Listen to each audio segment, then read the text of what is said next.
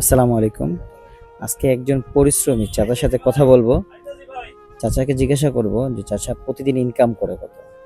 তো চেষ্টা করব চাচার প্রতিদিন ইনকামের আজকের একদিনের টাকা দিয়ে দিতে ওনাকে, যাতে উনি আজকের দিনে গাড়ি না চালায়। তো চাচা কইছেন চাচার ইনকাম হইলো প্রতিদিন 800 টাকা, গাড়ি ভাড়া 100 টাকা। তো আমরা চাচারে 900 টাকা দিব আর কিতা। চাচারে 900 টাকা দেওয়ার পরে চাচায় মোটামুটি একটু খুশি হইবা ইনশাল্লাহ। ও হিসাবে চাচারে 900 টাকা দিলাম, এখন টাকা গণলাম আমরা। টাকা গণার পরে চাচার হাতে তুলে দিব, 900 টাকা দিব। চাচা গন্ডা এখন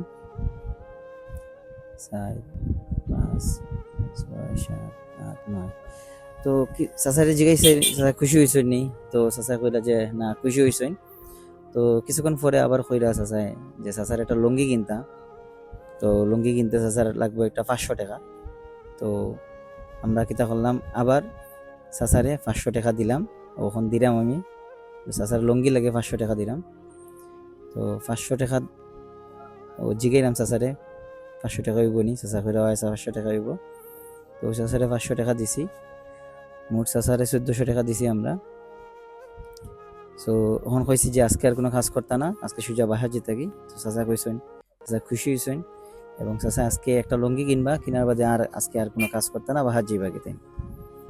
তো পরবর্তীতে আমরা চাচার পিছে পিছে গিয়া দেখছি না চাচা ঠিক হতো না, বাহার যেরা তেনে চাই বাহার হলো চৌকি দেখি। তো আমরা যেইরাম যাইয়া দেখলাম আর কিতা চাচা ঠিকও চাচার বাসার দিকে যেইরা। এলা যদি ভিডিও পাইতে গেলে অবশ্যই আপনারা লাইক কমেন্ট শেয়ার বেশি বেশি করে করবা। আর আপনারা কি পরে আমরা এটা সুন্দর ভিডিও আপনারা দিতাম পারবেন ইনশাআল্লাহ। সেটা ফাঁকি চাচা আপনি বাসা যাবা গাড়ি যাবেন আমরা ফিরে যাবো কিন্তু আপনার আর কি কেউ সুবিধা